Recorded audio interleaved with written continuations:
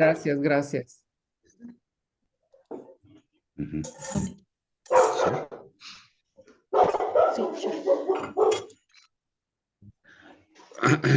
Sí, les pedimos cerrar sus micrófonos, por favor. Buenas noches. Buenas noches. Buenas noches, ¿Se maestro. pueden ver las Adelante. láminas? Sí, ya Sí, está. ya la vemos. Ah, perfecto. Cuando ya no quieras. Sí. Bueno, pues ya estamos aquí. Ay, mi perrito.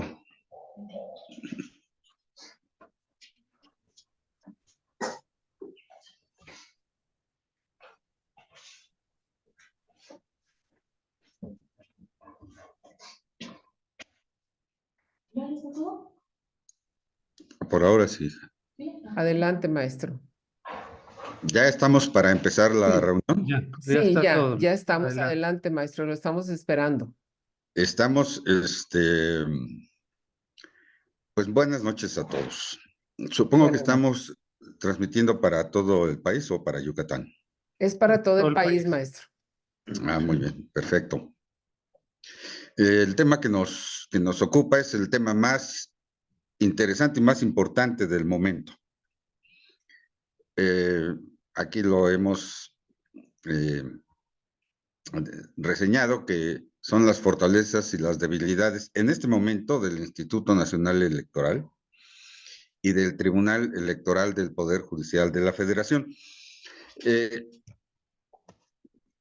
Quiero señalar la importancia que esto tiene, porque en estos momentos lo que se está discutiendo y lo que se va a definir en la elección del 2 de junio es el modelo de país hacia el que vamos. Les voy a dar un dato de entrada. Actualmente estamos viviendo lo que se conoce como un gobierno y un régimen populista. Es un gobierno y un régimen que va evolucionando. Como ustedes saben, desde tiempo atrás, el presidente Andrés Manuel López Obrador había venido dando señales de que estamos avanzando en una revolución que él llama la cuarta transformación. Es muy importante tenerlo en mente, porque sabemos que estos procesos son evolutivos, son procesos políticos que evolucionan.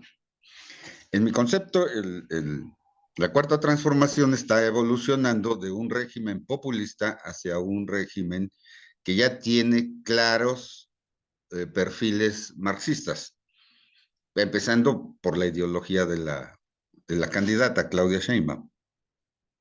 Todos ustedes saben que ella proviene de la izquierda y que se han unido en México las izquierdas en torno de los viejos priistas, como es el mismo presidente Andrés Manuel López Obrador, Manuel Bartlett, Marcelo Ebrard, el presidente del Senado, Ricardo Monreal. Todos estos viejos priistas se han unido con también la ya vieja izquierda del Partido Comunista, como sucede con los casos de los hermanos Concheiro, aliados del dirigente comunista Pablo Gómez, y con la izquierda del viejo sindicalismo, en donde se encuentran Arturo Alcalde, Berta Luján, que es la líder del partido, líder real, y sus hijas. Una de ellas es la secretaria de Gobernación, Luisa María Alcalde. Además están aliados con la izquierda llamada la izquierda social, que surgió con los sismos de 1985, donde están René Bejarano, Dolores Padierna, Martí Batres, y ahí han estado juntos. Y ustedes recordarán, porque la más anhelada conquista política y social de la izquierda marxista, ustedes saben que el ideal político histórico siempre ha sido la dictadura del proletariado. ¿verdad? Ese es el objetivo fundamental de la revolución socialista, de acuerdo con los planteamientos de los clásicos escritores del marxismo que han sido protagonistas históricos. Carlos Marx, Vladimir Ilich Lenin, obviamente Stalin, Mao Zedong y los teóricos latinoamericanos, muchos de ellos derivados de la Revolución Cubana. La Revolución Cubana fue el modelo de la evolución de la izquierda hacia el socialismo. Ustedes saben que durante la época de los años 60, 70, 80, el gran modelo de la revolución socialista fue la guerrilla, como lo fue la guerrilla cubana. Y tuvimos guerrillas en toda América Latina, incluyendo en México. Pero el modelo cambió en los años 90. Ese modelo cambió y ahora se llama el socialismo del siglo XXI, con varios gobiernos que llegaron desde el populismo para implantar las ideas socialistas en varios países latinoamericanos. Y México no se salvó, México ya está en ese proceso. Es decir, de los gobiernos populistas estamos evolucionando a los gobiernos marxistas, que es lo que sucedió en varios países latinoamericanos. El caso más clásico es el de Venezuela, pero también el de Evo Morales en Perú, el de Daniel Ortega en Nicaragua, en fin, varios países que han pasado de gobiernos populistas a gobiernos marxistas, y México va para allá, indudablemente va para allá. La selección de la candidata y las fuerzas sociales y políticas que están detrás de esta candidata, pues es muy clara. ¿Qué es lo que ha sucedido en estos últimos tiempos en que el presidente López Obrador ha intentado, y déjenme decirles lo grave del asunto, ha intentado destruir el Instituto Nacional Electoral para suplirlo por el Instituto Nacional de Elecciones y Consultas? Igualitito que lo hizo Hugo Chávez en Venezuela. No quiero asustar a nadie, pero esta es la realidad simplemente. Pero no pudo. Gracias a que en la elección del año 2021 no ganó las mayorías como él estaba pensando que arrasaría en esa elección del 2021. La mala gestión de la pandemia y los proyectos fracasados, la evolución de la corrupción en este gobierno, pues le abrieron los ojos a mucha gente. Pero los resultados de la elección 2021 no son suficientes, porque a partir de esa elección el presidente se dio cuenta que debía de acelerar su proceso revolucionario, su proceso de transformación. Y recordarán ustedes que apenas a un mes de la elección 2021, en el mes de julio, por allí del 15 o 16 de julio, el presidente comenzó a destapar a sus corcholatas. Y todo el mundo se sorprendió porque era una sucesión presidencial sumamente anticipada. Y lo que pasó es que el presidente se asustó con los resultados electorales del 2021. ¿Y saben por qué se asustó? Porque la suma de votos del PRI y del PAN en esa elección, los invito a que vean los resultados electorales, la suma de votos PRI-PAN fue superior a la votación de Morena. Morena se logró imponer gracias a sus dos aliados fundamentales, que son el Partido Verde Ecologista de México y el Partido del Trabajo. Con esos votos volvió a obtener mayoría.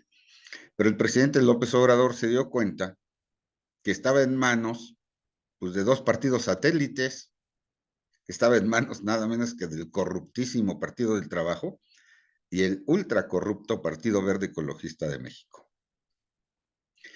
Y entonces abrió el proceso de sucesión electoral desde el mes de julio del año 2021. Este proceso electoral, ustedes saben que el presidente de manera ilegal comenzó a barajar lo que llamó, lo vuelvo a repetir, sus corcholatas. Que yo recuerde, ningún presidente del PRI le calificó de manera tan baja a los aspirantes a la presidencia de la República. Pero el presidente López Obrador no solamente los llamó las corcholatas, sino que dijo, y está en los periódicos, lo pueden ver, yo voy a ser el destapador. Y así fue. En Morena me ha sorprendido que la llamada izquierda democrática, pues nadie protestó. El hecho de que el presidente López Obrador estuviera barajando personalmente a los candidatos, pues no despertó en toda la izquierda mexicana ninguna susceptibilidad. Nadie le dijo, oiga, señor presidente, ¿por qué no vamos a participar nosotros en la selección de nuestro candidato? Pues no, simplemente los ignoró y toda la izquierda mexicana, a mí me sorprendió que siempre habían estado protestando por esas cosas, se quedó calladita, con una sumisión que me dejó a mí verdaderamente impresionado. Pero la izquierda ha sido muy sumisa en otros aspectos. Yo tampoco vi nunca, a pesar del autoritarismo del PRI, del presidente que... El presidente, fíjense ustedes, en las épocas del PRI, el presidente enviaba todas las iniciativas de ley y las bancadas en Cámara de Diputados, en Cámara de Senadores, le aprobaban al presidente sus iniciativas. Lo más importante de esa época, en las cámaras, fíjense ustedes que ni los diputados ni los senadores del PRI organizaban iniciativas. Parecía, lo veían a algún diputado que se atreviera a proponer una iniciativa de ley, lo veían mal. Todas las iniciativas venían del presidente. Bueno, ahora, López Obrador ha sido capaz de decirle a los congresistas, a los representantes del país, que él va a enviar una iniciativa y no le cambian una sola coma. El nivel de sumisión de la izquierda mexicana en el Congreso ha sido brutal. Nadie fue capaz de decirle al señor presidente, oiga, señor presidente, permítanos tener una discusión sobre la iniciativa que acaba de enviar. No. ¿Cuál discusión? Se aprueba sin cambiarle una sola coma. A ese nivel ha llegado el autoritarismo de nuestros días en el presente gobierno. Pero el autoritarismo es todavía más fuerte, porque incluso el presidente de la República, ustedes recordarán, le llegó a decir a la Suprema Corte de Justicia de la Nación, a mí no me vengan con ese cuento de que la ley es la ley. Yo me quedé azorado, sorprendido con esa declaración del presidente, en donde le dice a los ministros de la Corte que no le vengan con ese cuento. Es decir, no había el menor asomo de respeto para la división de poderes. Pero ese es el tipo de gobierno que tenemos. ¿Por qué puede hacerlo? Porque fíjense que desde que ganó las elecciones, el presidente de la República ha tenido un apoyo popular muy fuerte, muy grande. Puede deberse a su carisma, a su simpatía, pero se debe más a ciertas políticas que tienen dos grandes vertientes. La primera gran vertiente es la enorme cantidad de dinero que destina para los llamados programas sociales. De hecho, los programas sociales no son programas sociales. O sea, no hay ningún programa en el cual establezca las metas a alcanzar, las metodologías, las técnicas para alcanzar eso, como por ejemplo lo era el programa de estancias infantiles, ¿no? En donde se establecían, pues, los apoyos a las madres trabajadoras o las escuelas de tiempo completo, ¿no? Esos eran programas. Estos no son programas. Todos son reparto de dinero directo. Es decir, está comprando a la gente directamente. Y eso a mucha gente, sobre todo a mucha gente pobre, pues le ha gustado mucho, ¿no? Dice, es que el presidente López Obrador es el único que se ha acordado de los pobres. Y eso ha tenido una gran repercusión social y le ha dado mucha popularidad al presidente. Pero para cerrar la pinza, es necesario tener la otra arista o la otra tenaza. Para cerrar la pinza, el presidente tiene una política muy interesante de comunicación, porque todas las mañanas sale él a dividir al país y a decirle a la gente, mira, tienes un enemigo que es el que siempre te ha estado fregando. Son los neoliberales, son los conservadores, son los reaccionarios, son los neoporfiristas, que están de acuerdo en fregar a los pobres. Y yo soy representante del pueblo. ¿Acaso no llegué a la presidencia con el lema de primero los pobres? Estas dos grandes tenazas que son la comunicación presidencial y los programas sociales de entrega directa de dinero, pues han sido muy exitosos para el presidente de la República, porque ha captado a mucha gente. De hecho, la ha seducido, pero no ha pasado solamente en nuestro país. Miren, les voy a contar lo siguiente. Yo soy historiador de profesión. Y cuando fui maestro, le preguntaba a mis alumnos cuando veíamos el tema de la Segunda Guerra Mundial, ¿cómo fue posible que un dictador como Adolfo Hitler pudiera llegar al poder? Y se van a sorprender porque mis alumnos en gran medida ignoraban que gran parte del poder construido en la Alemania nazi se construyó con los programas sociales. Gran parte de esta invención de los programas sociales la hizo Adolfo Hitler porque les daba dinero a las familias directamente. La condición para darles el dinero a las familias es que tuvieran hijos, particularmente hijos varones, porque ya estaba planeando la guerra.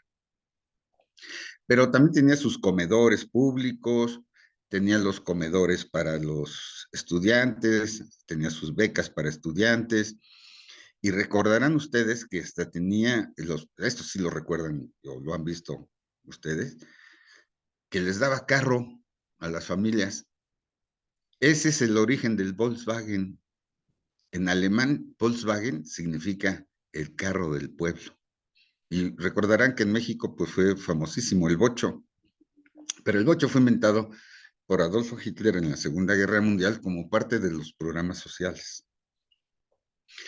Entonces los programas sociales siempre tuvieron un gran impacto en la población, y en la población alemana penetraron tan profundamente que las familias estuvieron dispuestos a darle a Adolfo Hitler a entregarle a sus hijos para la guerra. Una de las cosas que yo he relatado como profesor de historia es que la matanza de jóvenes alemanes durante la Segunda Guerra Mundial fue brutal. Tan brutal que hasta hoy en día la población alemana no se repone de esa matanza. La toma de Berlín en el año de 1945 fue impresionante, porque los ejércitos alemanes prácticamente estaban destrozados y la defensa de Berlín la llevaron a cabo mucha gente de los viejitos, los grandes y muchos jovencitos, niños incluso de 11, 12, 13 años de edad, estaban en las trincheras defendiendo a la Alemania nazi. Desde luego los ejércitos rusos y los ejércitos de los aliados los estaban haciendo pedazos. Pero fíjense que lo que más me sorprende a mí como historiador es como un sujeto tan desequilibrado, evidentemente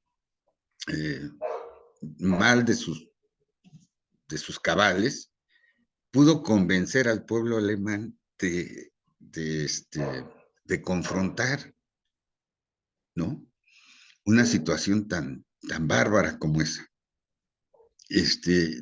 Prácticamente Alemania quedó destrozada. Los pocos jóvenes que quedaron, varones, en esa época, pues fueron los que habían sido hechos prisioneros, tanto por los rusos como por los aliados, por el otro lado. Y esto me llama la atención para el caso de México, porque hay mucha gente que ya llegó a los niveles de fanatismo con López Obrador. Es un fanatismo muy similar al que ha ocurrido en otras épocas y en otros lugares de la historia. Yo soy historiador de profesión, se los acabo de decir, de mencionar. Porque hoy en día mucha gente está muy fanatizada con Andrés Manuel López Obrador y creen que es un líder que verdaderamente apoya al pueblo. Por el otro lado, López Obrador no está dispuesto. Él tiene una megalomanía, como lo han tenido muchos otros dictadores. Él tiene un delirio de grandeza y sueña ser como el cura Hidalgo, como Benito Juárez, como Francisco I. Madero, y lo ha dicho. Y ha dicho que su revolución, que se llama Cuarta Transformación, pues también va a revolucionar la economía, la política y la vida social de los mexicanos. Indudablemente, han transcurrido ya 5 años y no vemos que haya mucho cambio importante y positivo para el país. Los asesinatos están más fuertes que nunca. Es impresionante la manera en que los asesinatos han estado ocurriendo con gente joven. Ustedes lo han visto, se han metido a las fiestas de las gentes jóvenes, han matado muchas señoritas, y las masacres están a la orden del día, la educación está por los suelos, nos acaban de dar los resultados internacionales. Estamos en estos momentos en el nivel educativo más bajo que nunca antes hayamos tenido en los tiempos modernos, de acuerdo con los resultados de la prueba PISA internacional, que es la prueba educativa en matemáticas, en lectura y en ciencias. Nunca habíamos estado tan bajos como ahora. Y la gente no reacciona, ¿eh? Y siguen creyendo que López Obrador es la solución para el país, a pesar de la cuestión de seguridad, la educación y la salud, que está destrozada en el país, verdaderamente destrozada. Porque ustedes saben que no importa si estamos en el ISSSTE o en el Seguro Social o no tenemos seguridad social, no hay medicamentos, no hay medicinas, hay un desabasto brutal. Pero además se le ocurrió fundar una megafarmacia que no está surtiendo ni 10 recetas al día, no es posible. El doctor Simi se lo lleva, pero de callo, en solo una de sus farmacias. Pero estamos en eso y hay mucha gente que sigue fanatizada con López Obrador. Y el gran problema en este momento es que le quiere dar continuidad a su gobierno y eso lo quiere hacer a través de las elecciones que vamos a tener el próximo 2 de junio. Por eso, a ver,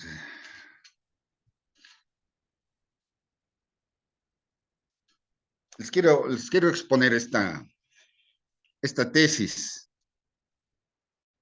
sobre la situación que estamos pasando en relación con el Instituto Nacional Electoral y el Tribunal Electoral del Poder Judicial de la Federación. A ver, quisiera que pusiéramos mucha atención en esto. El presidente López Obrador está convencido de que el Instituto Nacional Electoral es una institución que le robó las elecciones del año 2006. Por eso quiere fundar su propio Instituto Nacional Electoral, al que llama Instituto Nacional de Elecciones y Consultas. Él está convencido de que en el año 2006 le hicieron fraude electoral. Ustedes recordarán que en el año 2006 el hoy presidente López Obrador bloqueó Reforma y exigió un recuento general en las elecciones. Y dijo, voto por voto, casilla por casilla. Y así se la pasaron diciendo los López Obradoristas, señalando que hubo fraude electoral. Efectivamente, las elecciones fueron muy cerradas.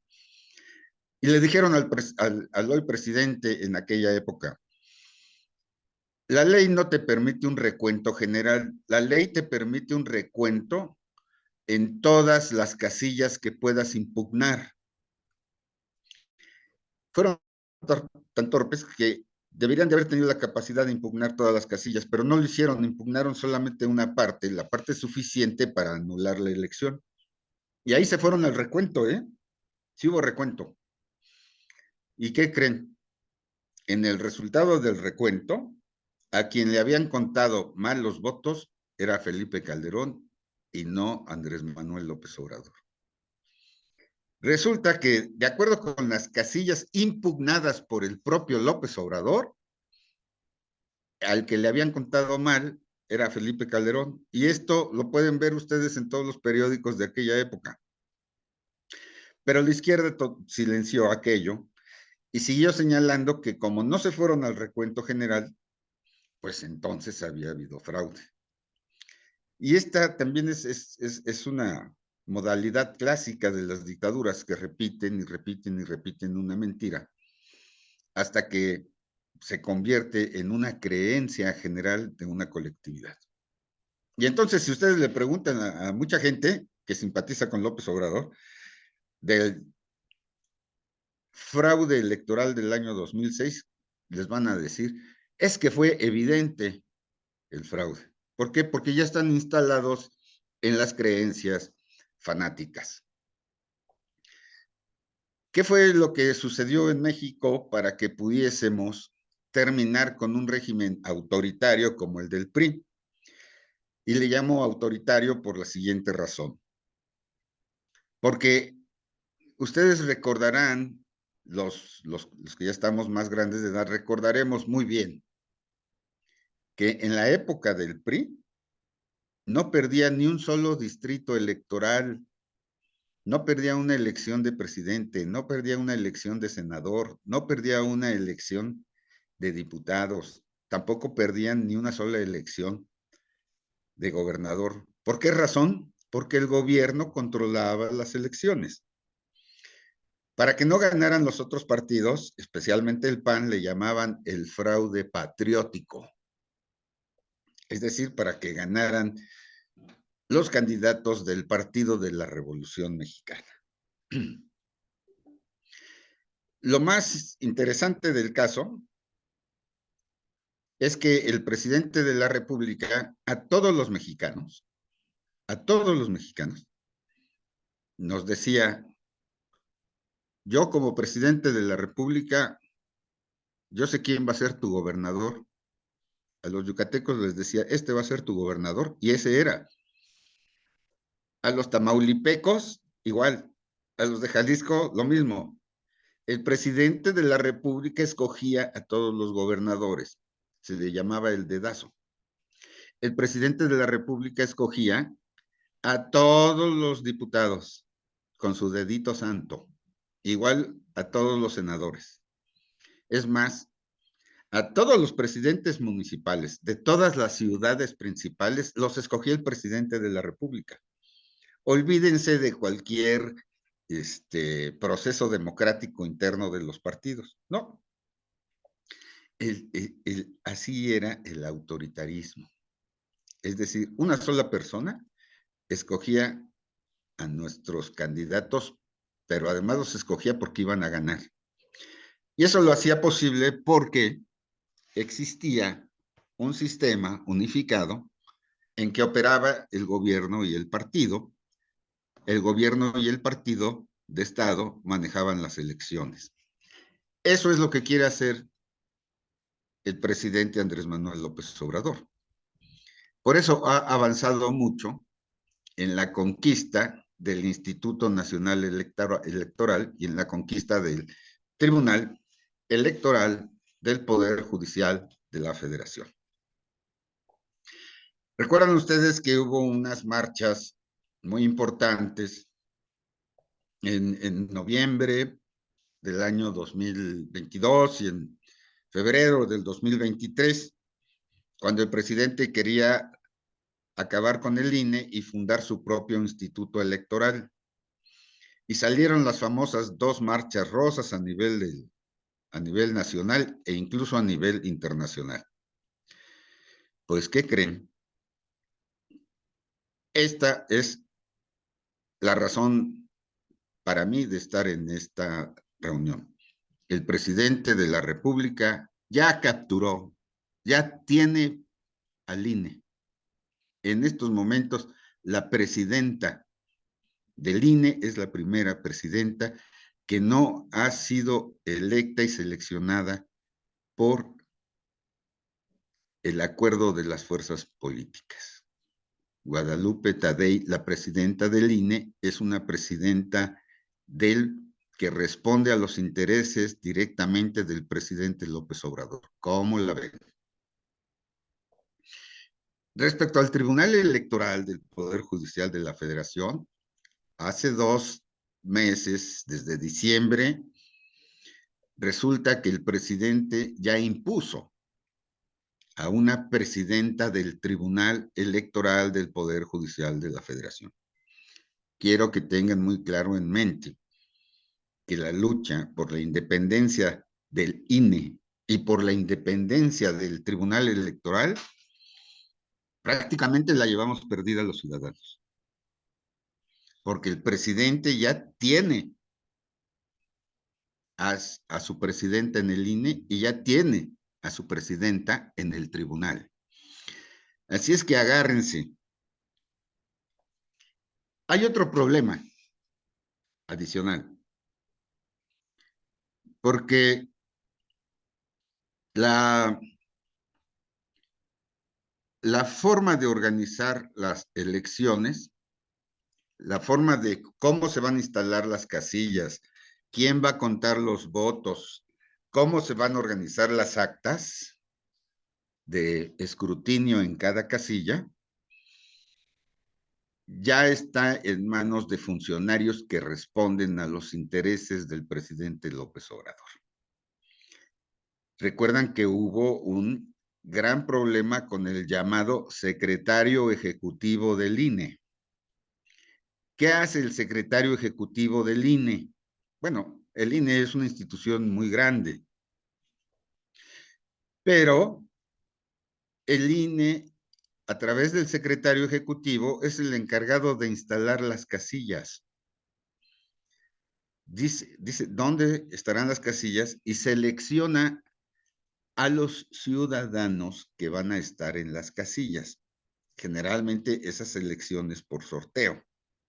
Y generalmente ustedes saben que son nuestros propios vecinos los que se instalan en las casillas y se nombra ahí el presidente de la casilla y a los escrutadores que son los que van a contar los votos.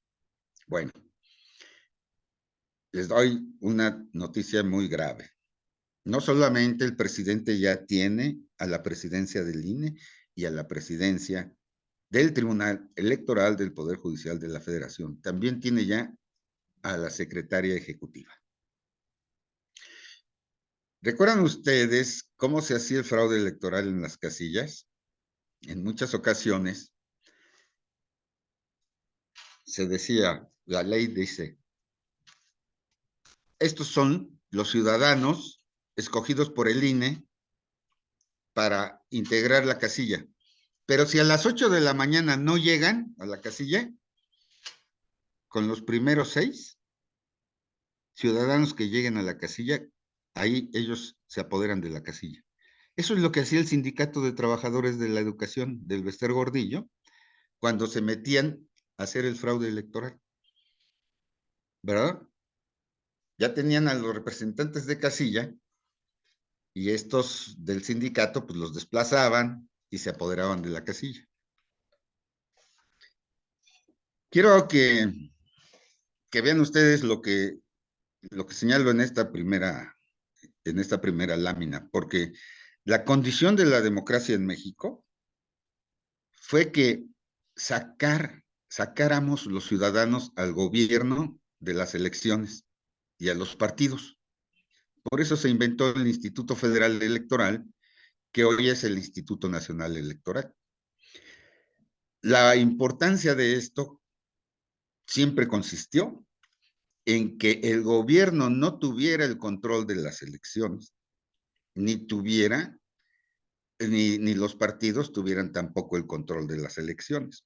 Por eso se escogió una institución que estuviese representada por ciudadanos y que a través de un cierto mecanismo, como la selección de nosotros como ciudadanos para integrar las casillas, pudiésemos tener una elección por fin libre, legal, transparente, con certeza. Hoy todo eso, prácticamente yo puedo decirles que está en tela de juicio, si no es que ya se acabó.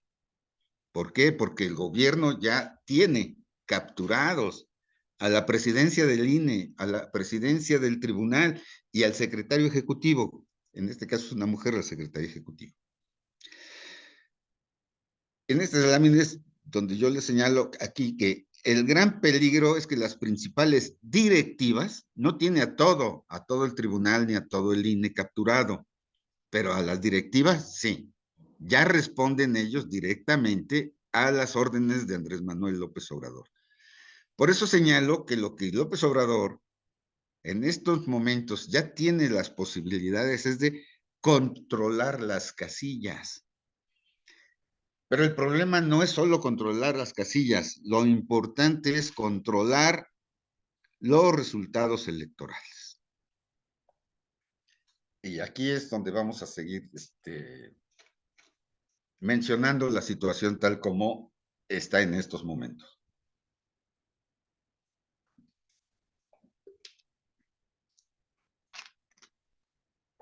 Ustedes saben, lo han visto en los periódicos o en las noticias en diversos medios. Guadalupe Tadei es la primera presidenta del INE que no fue electa, sino que fue seleccionada por el método de insaculación.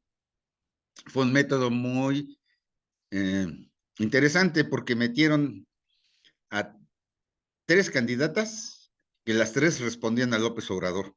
Cualquiera que saliera era buena. Y en el Tribunal Electoral, al presidente del Tribunal Electoral lo destituyeron para nombrar a una mujer que también responde a los intereses del presidente, que se llama Mónica Soto. Entonces quiero, por favor, que de esto que hemos hablado hasta este momento les queden claras 3 cosas. Guadalupe Tadei, Mónica Soto y la actual funcionaria que es la secretaria ejecutiva ya responden a los intereses directos del presidente López Obrador. ¿Se imaginan la gravedad de lo que estoy diciendo? Bueno, lo pueden leer ustedes en los periódicos, estas 3 cosas importantes. Presidenta del INE, presidenta del tribunal y secretario ejecutivo ya son de López Obrador. Así es que prepárense porque vamos a tener una elección muy interesante. Así es que el tema del fraude electoral está más que presente antes de que comiencen las campañas. Fíjense la importancia y digamos, la habilidad política de López Obrador para apoderarse de las instituciones que son, se supone, garantía de la democracia mexicana.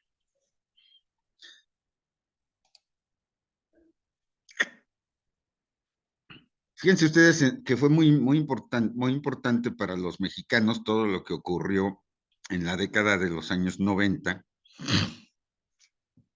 porque la importancia de aquel proceso político, como lo mencioné ya hace unos momentos, fue que tuviéramos un Instituto Nacional Electoral que permitiera que seamos nosotros, los ciudadanos, los que pudiéramos organizar y llevar a cabo las elecciones, porque ustedes saben que quien organiza las casillas, pues es el INE.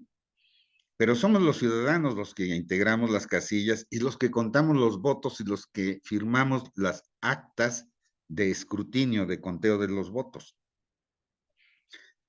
En el INE, las decisiones se tomaban a partir de estos consejeros ciudadanos. Son 11 ciudadanos los que integran el Consejo General del Instituto Nacional Electoral.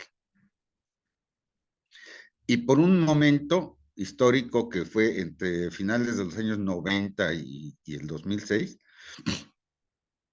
el Instituto Federal Electoral, como se llamaba entonces, pues funcionaba bastante bien. Y tuvimos las primeras elecciones en las que no participaba ni el gobierno ni los partidos políticos.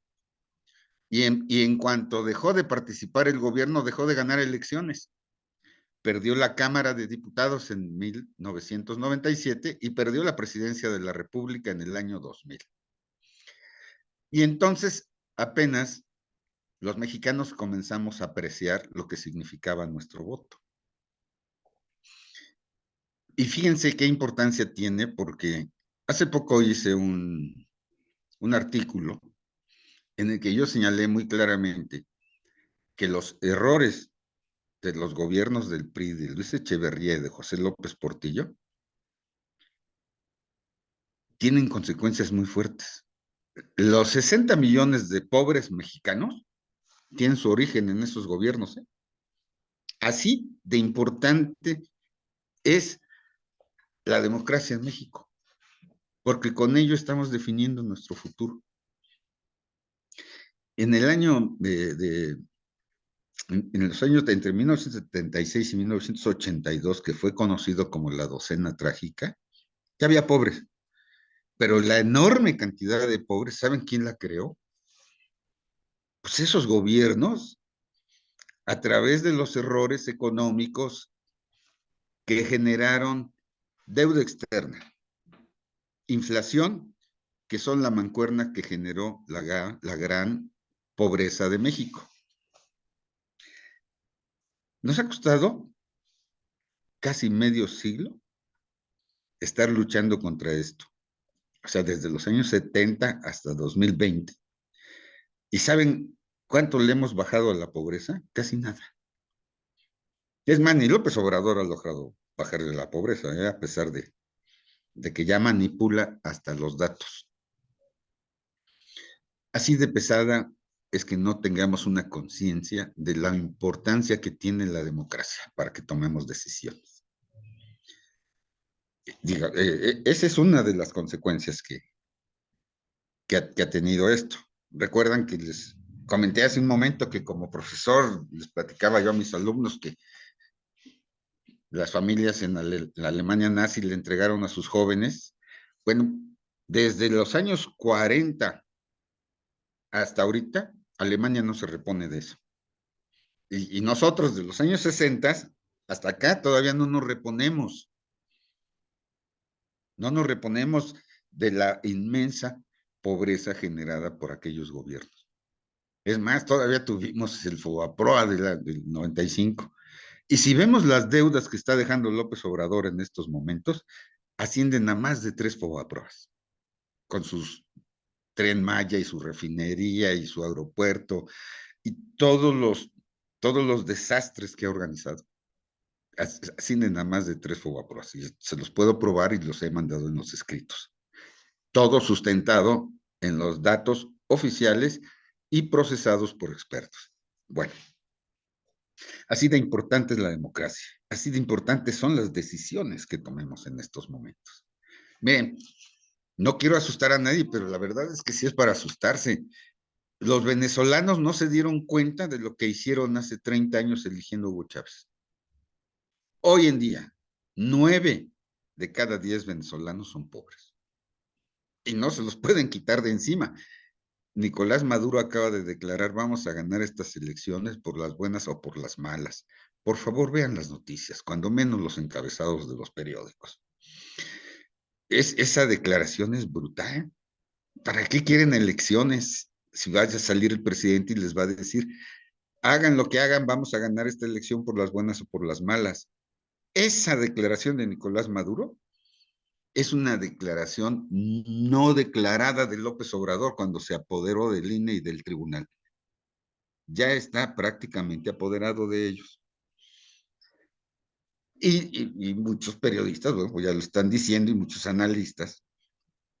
¿Por qué? Es importante porque el INE y el tribunal prácticamente están en manos del presidente y de su partido.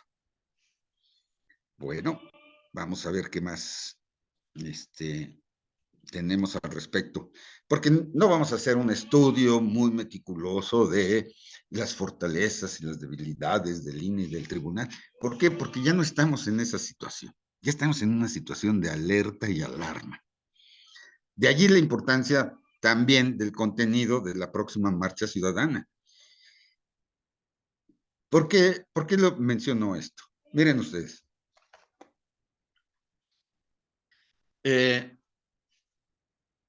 La importancia de la presidenta del INE radica en que el día de las elecciones ella puede salir a declarar quién ha ganado la elección.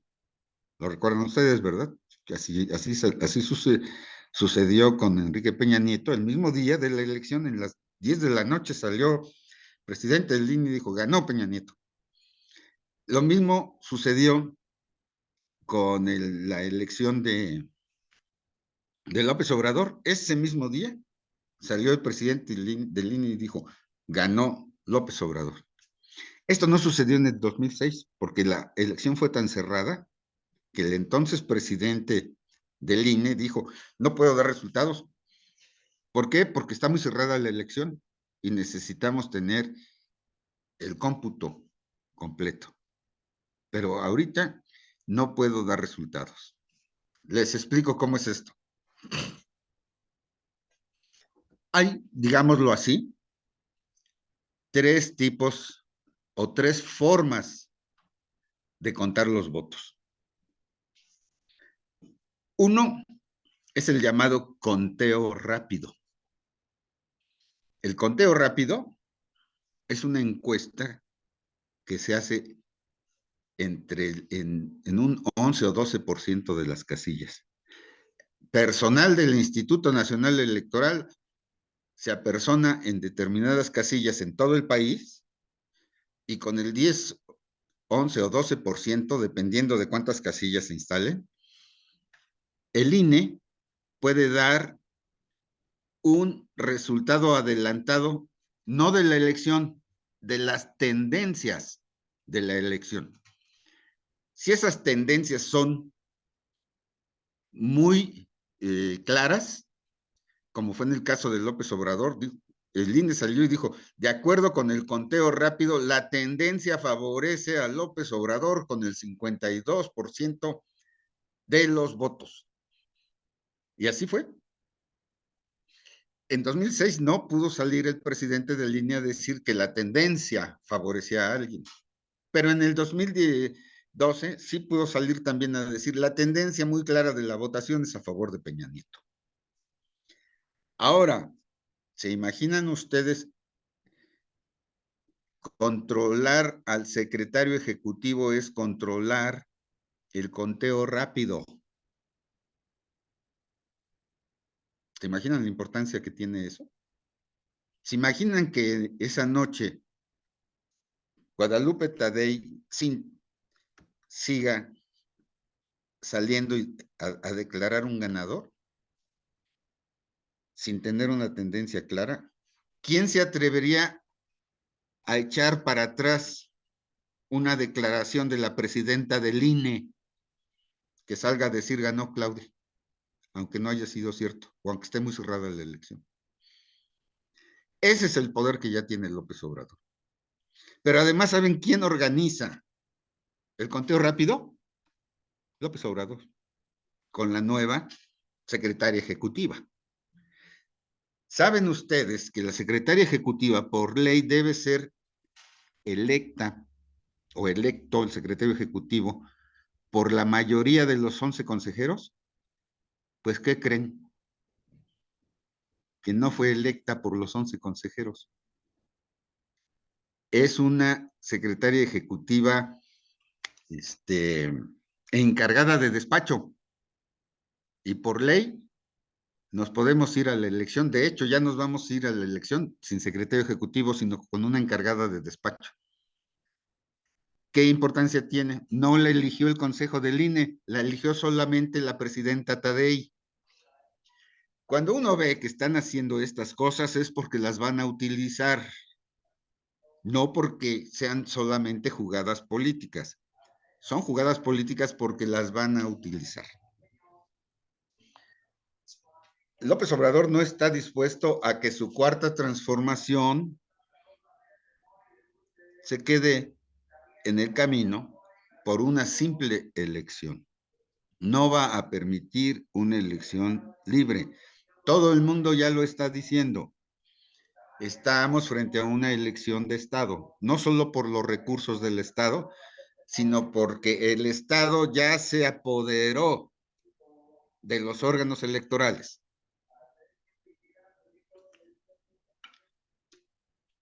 Cuando menos de las dirigencias de estas dos grandes instituciones y del secretario ejecutivo.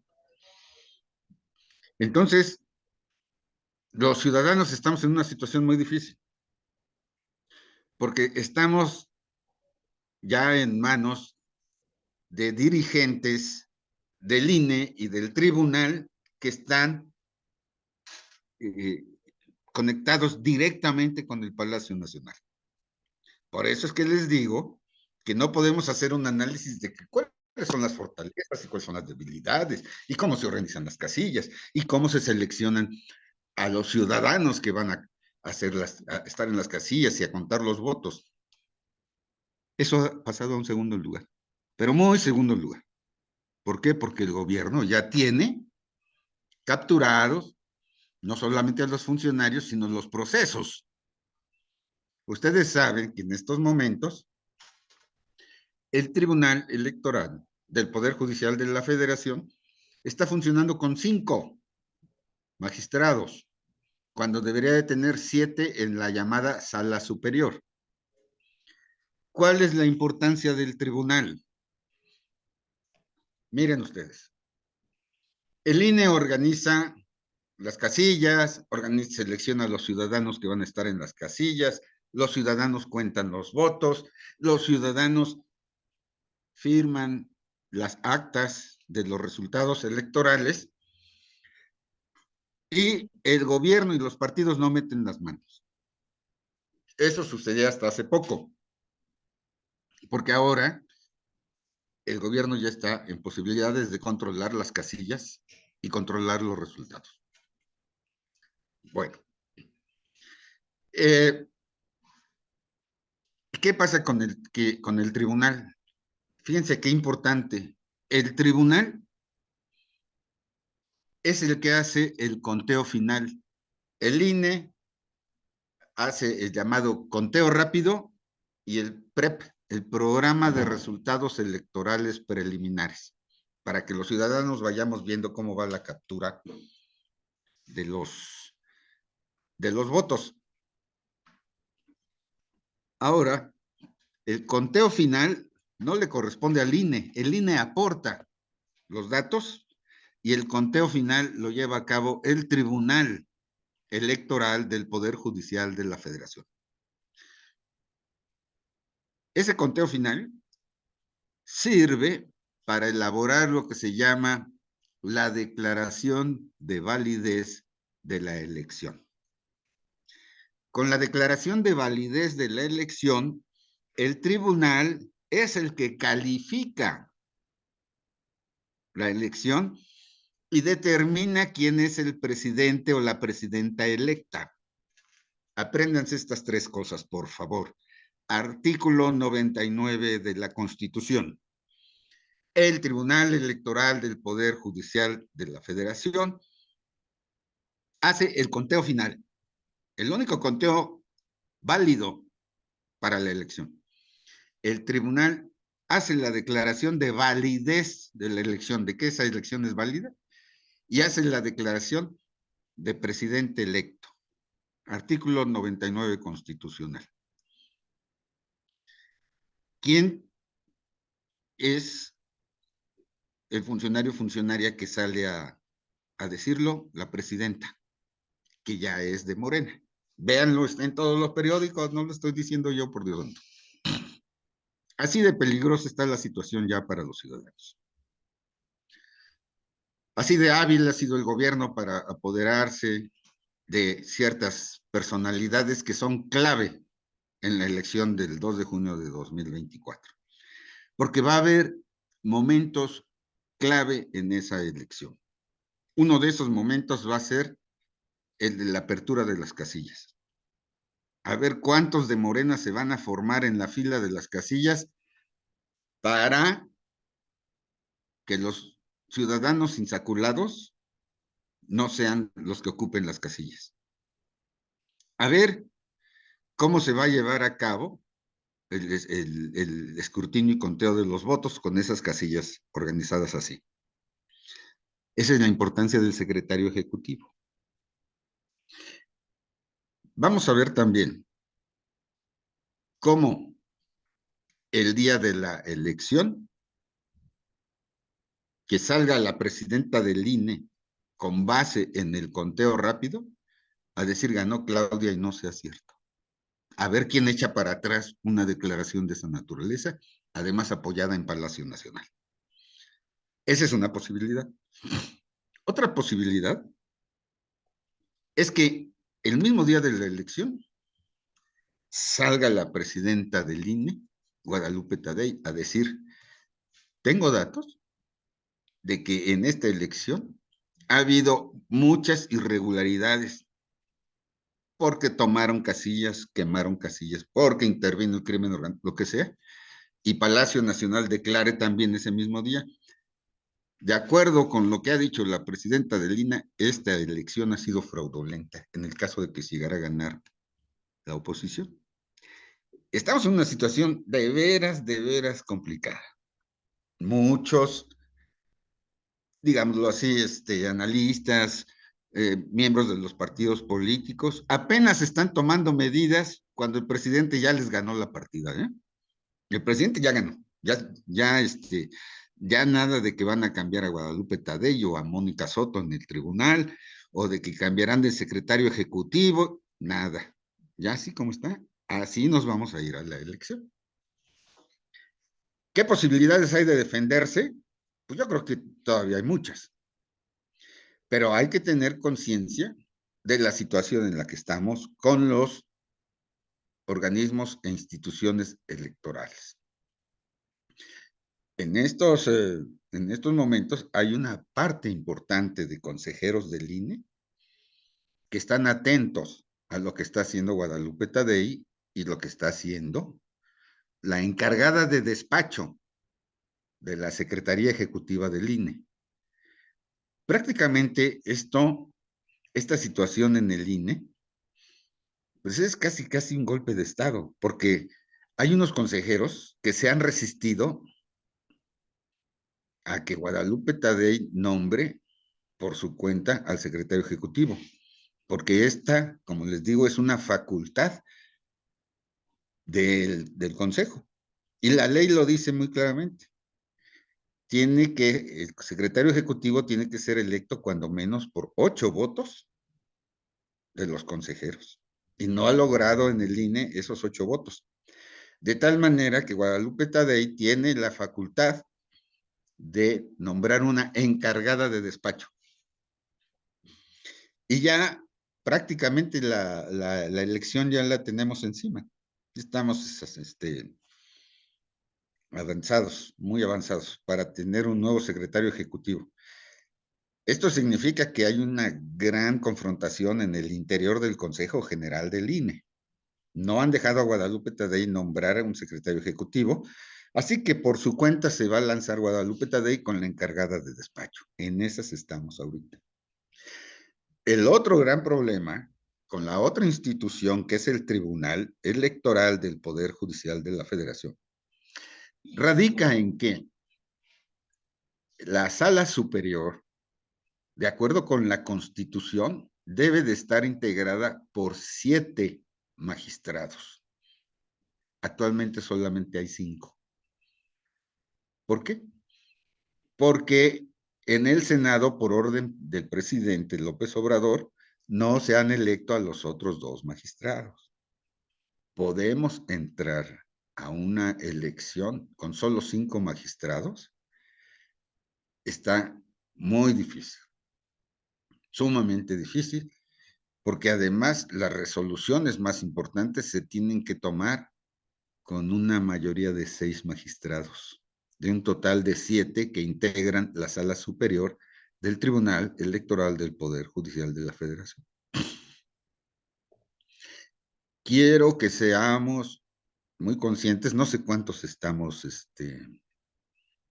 no veo aquí en mi pantalla cuántos estamos, ¿somos 10 personas?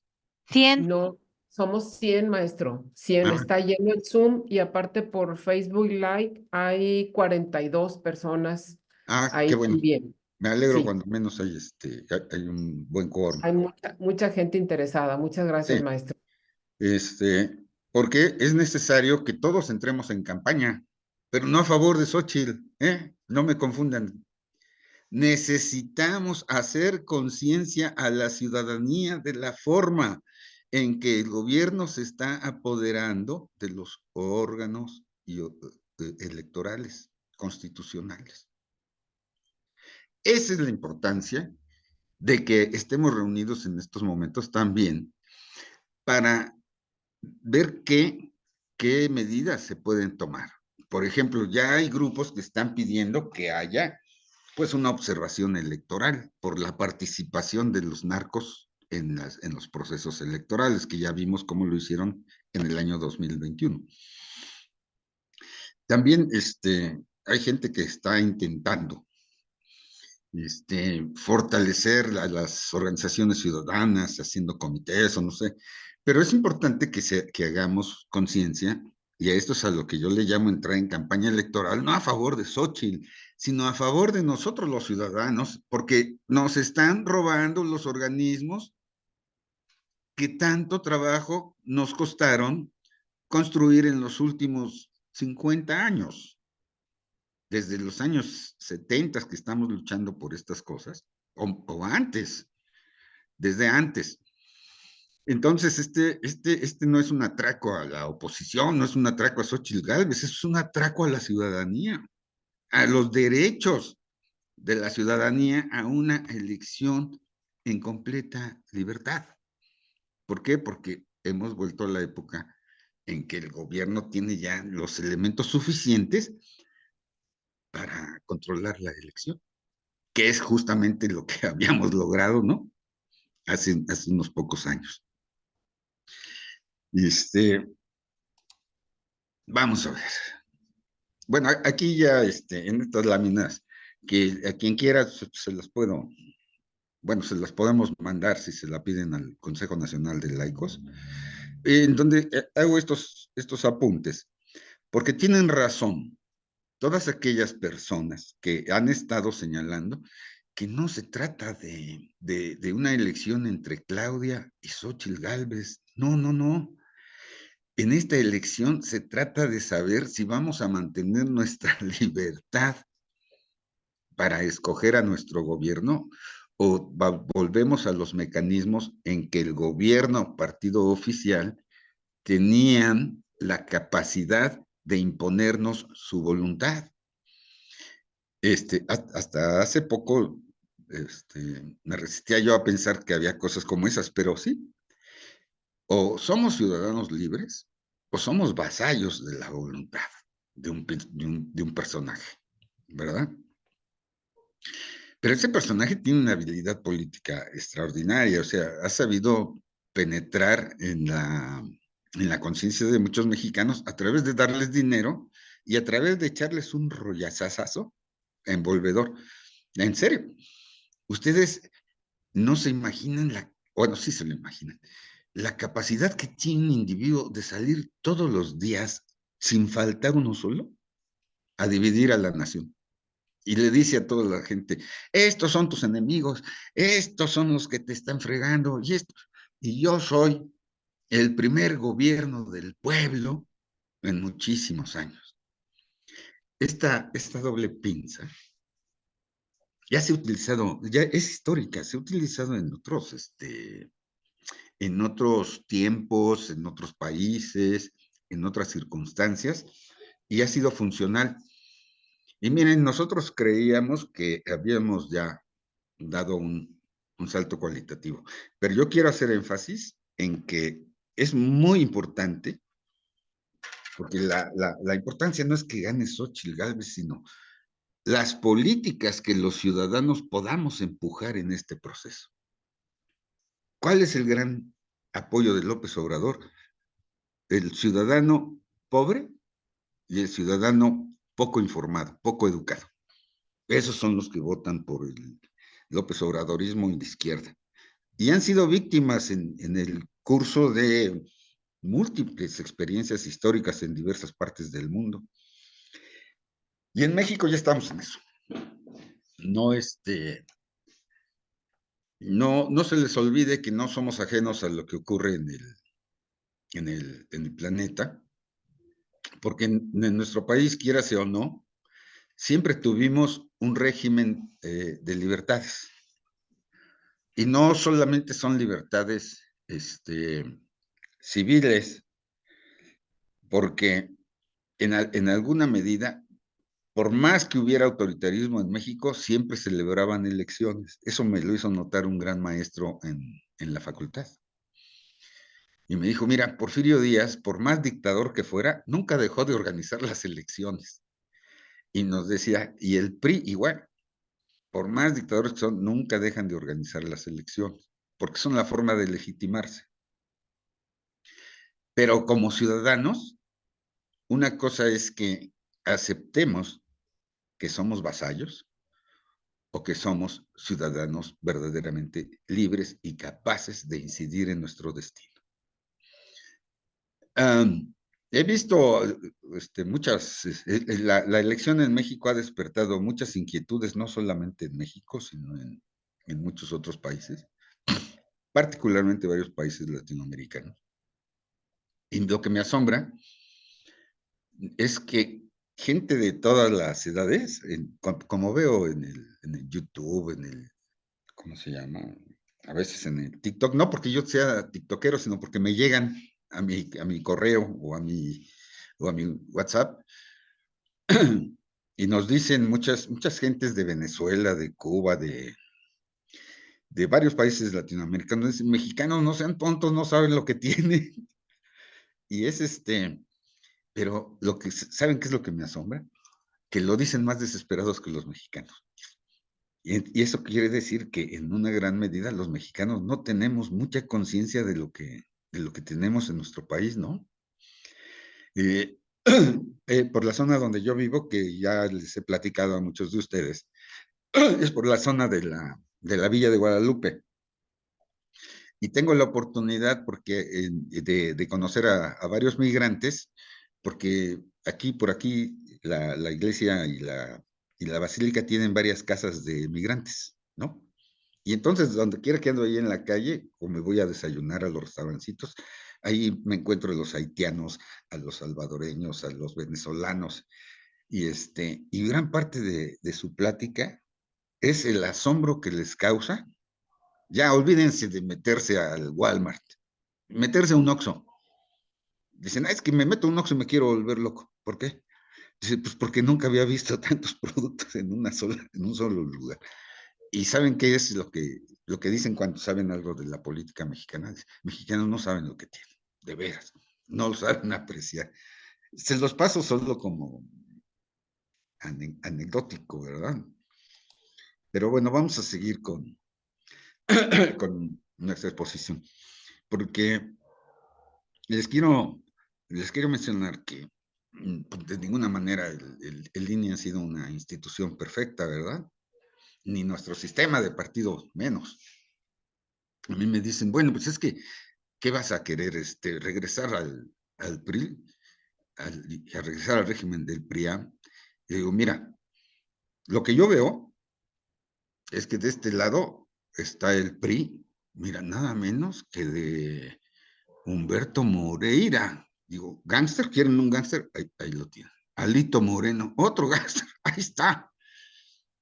Y luego Marco Cortés, y luego los acuerdos de Coahuila, que los hace además públicos. Digo, no puede ser posible. Eso es mafioso, ya, pero no tenemos de otro. O sea, estamos graves, ¿no?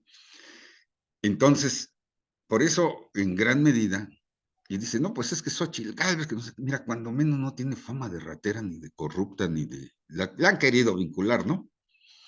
Pero les digo, no se trata de Xóchitl, se trata del sistema hacia el cual estamos evolucionando. Es decir, nos estamos caminando hacia una trampa, hacia un agujerote, del cual ya conocemos la historia y ese camino los que estamos informados. Tengo amigos que son de la izquierda y me dicen, no hombre, ¿cómo crees que vamos a ir a un régimen como el de Venezuela? Le digo, mira, pues es que yo tampoco lo creía, porque son regímenes francamente fracasados. 9 de cada 10 venezolanos son pobres. Nunca había visto yo migrantes venezolanos. Pues no se supone que Venezuela era un paraíso. No se supone que Cuba antes de la revolución igual era un paraíso. Y nos dicen, no, sí, pero la explotación, la pobreza y el bloqueo norteamericano. Digo, sí, pero para mí ahora, cuando se definió la candidatura de una marxista, dije, ahora sí, no hay para atrás, porque ustedes recuerdan que la selección de López Obrador sobre la sucesión iba muy clara, o era Marcelo o era Claudia Sheinbaum. Para mí, Marcelo era la representación, pues, del PRI, ¿no? De ahí viene y ha hecho su política y sus acuerdos. Y Sheinbaum, pues, es una clara representación de las izquierdas marxistas de México. Y las izquierdas marxistas de México, como lo dije al principio, tienen su ideal político en una dictadura, que le llaman la dictadura del proletariado. Los conozco muy bien, desde que era estudiante, conviví con ellos. Conozco a los trotskistas, por eso sé lo que dice Xóchitl Gálvez, que dice que fue trotskista de la Liga Obrera Marxista. Imagínense ustedes al pleito que traían a nivel internacional los trotskistas con los stalinistas y cómo se mandaban matar entre ellos, ¿no? Igual conozco a los amigos desde mis épocas de estudiantes que eran favorables a las guerrillas, ¿no? Y que también tenemos nuestra guerrilla centroamericana en México, con el Ejército Zapatista de Liberación Nacional, y ahí están. No crean que ya nos hemos salvado de todas. Y conozco también a las izquierdas del sindicalismo, de donde salió Berta Luján, que es la verdadera líder del partido, y su hija, que es la secretaria de Gobernación, Luisa María Alcalde.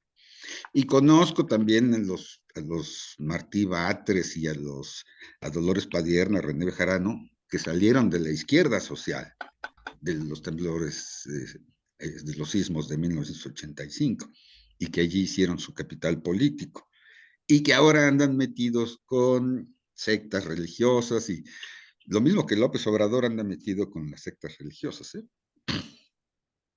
En fin,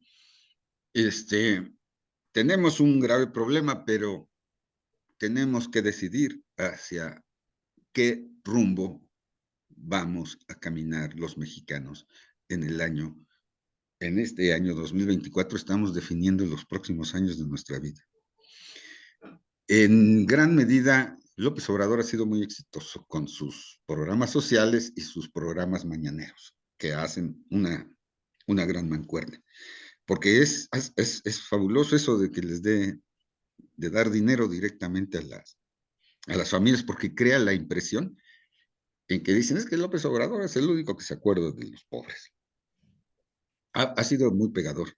Igual que los programas sociales de la Alemania nazi, de la Rusia estalinista, de la Italia fascista y de los casos latinoamericanos en Argentina con los descamisados y los peronistas, igual que Evo Morales dándoles dinero a la gente que a partir del pues, de la cocaína y del litio y de todas estas cosas, pues, fueron muy pegadoras.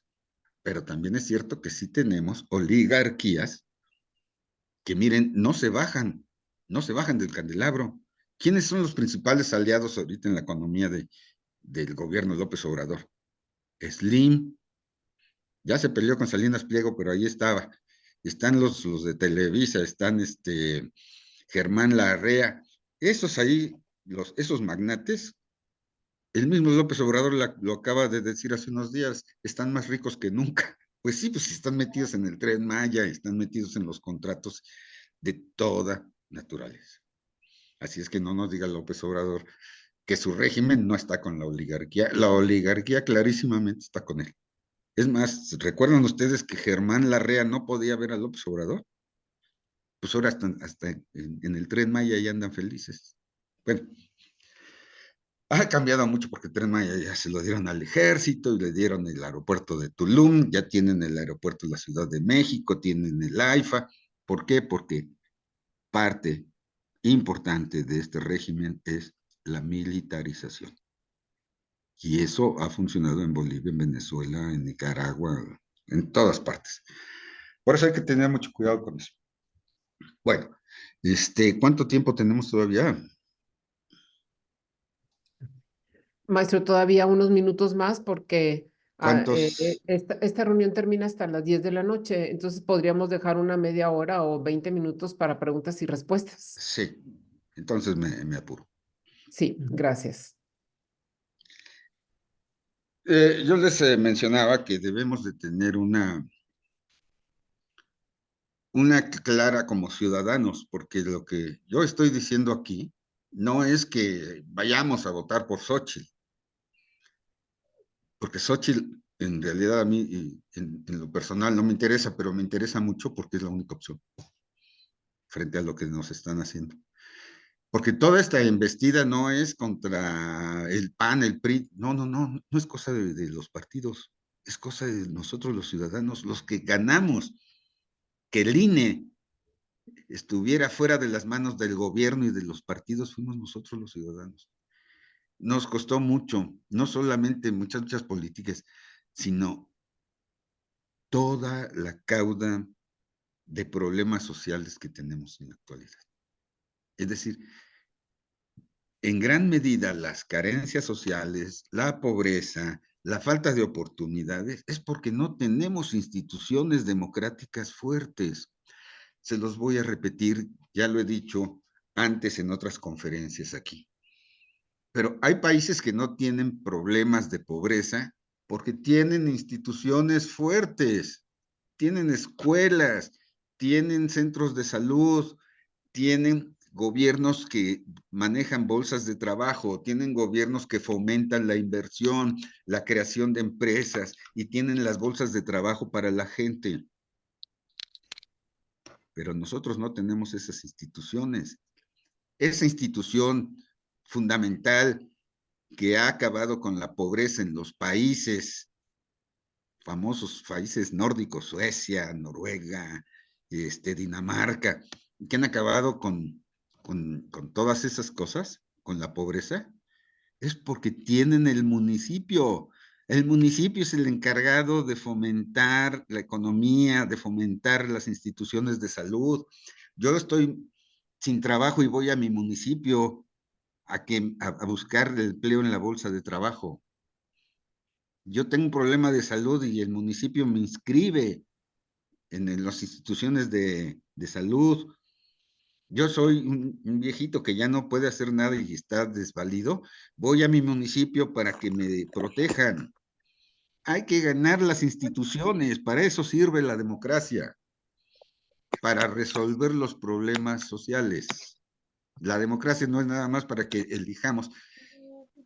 Dios santo, todavía estamos en la época en que ya tenemos libertad para elegir al presidente municipal, pero es un raterazo. No tenemos la posibilidad de meterlo al bote.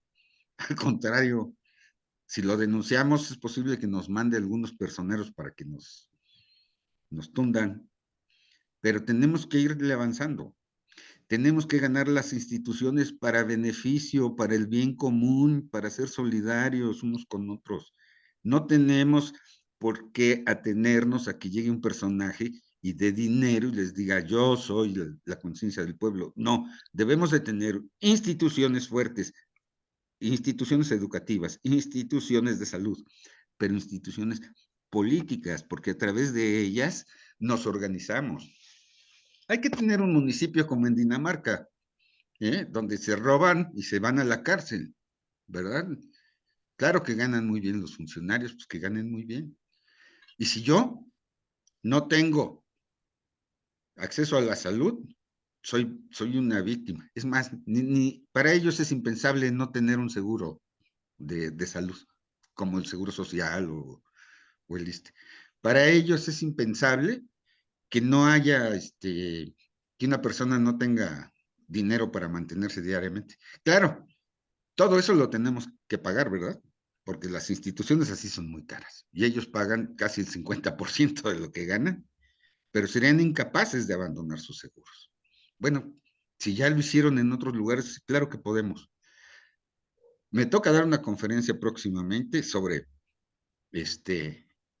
el mexicano. ¿Qué es el mexicano? Sobre la identidad de los mexicanos.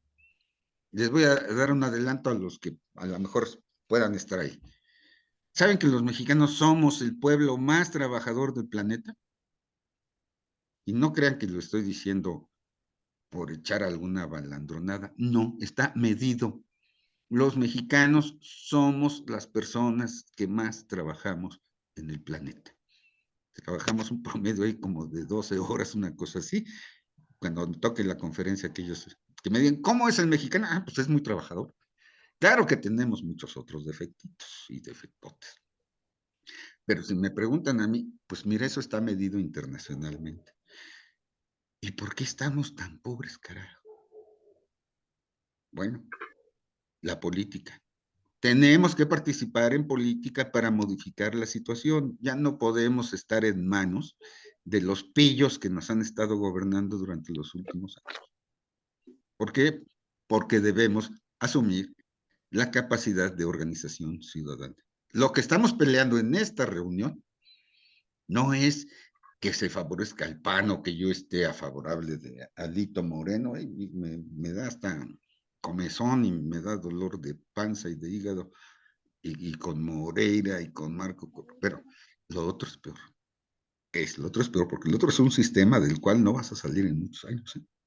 Bien dicen aquellos que están advirtiéndolo de una vez, y lo dicen desde los grandes conocedores hasta la gente de las calles que les comento, que los veo a los migrantes y dicen, mexicanitos, no tienen idea de lo que están perdiendo. No es cierto. No tienen idea de lo que tienen. No saben valorar lo que tienen. Bueno, no lo digo para que seamos conformistas, lo digo porque pues ya son muchas voces de que por todos lados nos andan diciendo, cuídense de lo que andan haciendo. Bueno, miren, les voy a, ya hablamos de todo esto, les voy a dejar al Consejo Nacional de Laicos, les voy a dejar la exposición, si ustedes alguno la quiere tener, pues la puede pedir.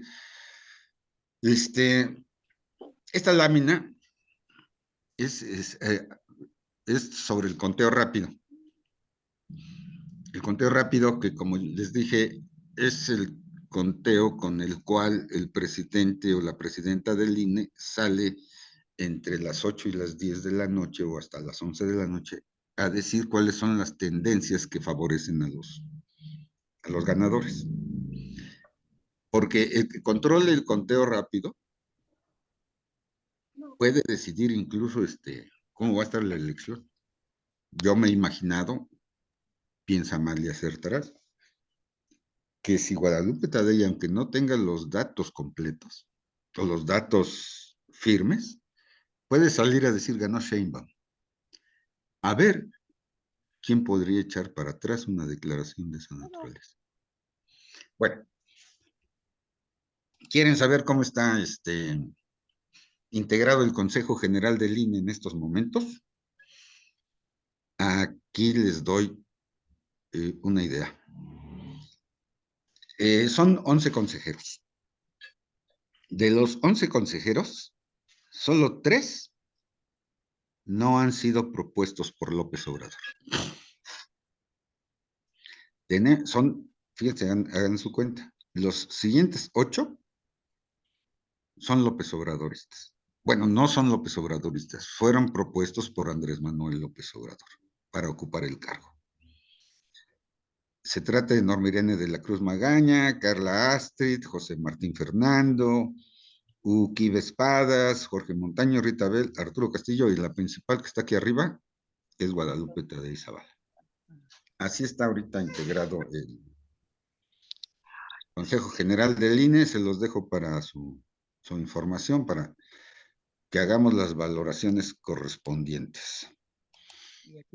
Tenemos aquí cómo está organizada la sala superior del Tribunal Electoral del Poder Judicial de la Federación.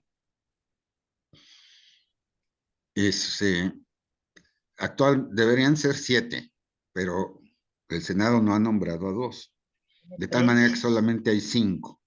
De esos 5, 3 son francamente López Obradoristas, especialmente la presidenta, Mónica Arali Soto Fregoso. Aquí les dejo también una reseña de cuáles son las leyes que aplican para los procesos electorales, que es la Constitución Política de los Estados Unidos Mexicanos, la Ley General de Instituciones y Procedimientos Electorales, y bueno, las otras leyes.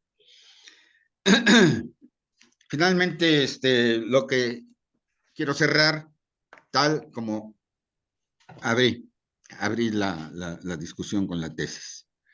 Ahorita las presidencias del INE y del Tribunal Electoral del Poder Judicial de la Federación ya están en manos del presidente López Obrador. A Tadei, ustedes saben que se le seleccionó por insaculación, y Mónica Soto es producto de un golpe de Estado al anterior presidente del tribunal. ¿Cuál es el gran temor de esto? Es que si López Obrador está haciendo eso, es porque lo va a utilizar. Y es para que entonces vayamos pensando, ¿qué es lo que vamos a hacer? ¿Verdad? Porque esto ya de alguna manera, les quiero decir así. Para López Obrador este arroz ya se coció. No la elección, pero sí el apoderamiento de las instancias directivas, las presidencias del INE y la presidencia del Tribunal Electoral, así como la Secretaría Ejecutiva, están en manos de Palacio Nacional. Les pido un segundo que debo organizar mi cocina que dejé prendida.